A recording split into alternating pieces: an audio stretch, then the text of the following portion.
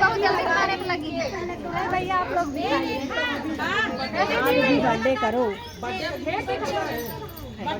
हमको बुलाओ, पूरी पार्टी हम तुम्हारी।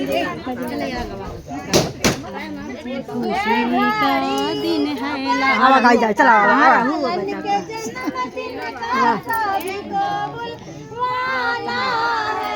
आज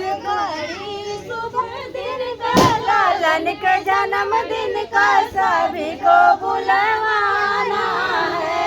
आजू के दिन सासू पैदल न जाना, आजू के दिन सासू पैदल न जाना।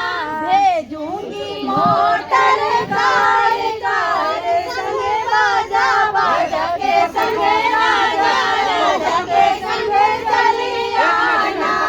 भेजूंगी मोटर कार कार संगे बाजा बाजा के संगे राजा राजा के संगे चली आना।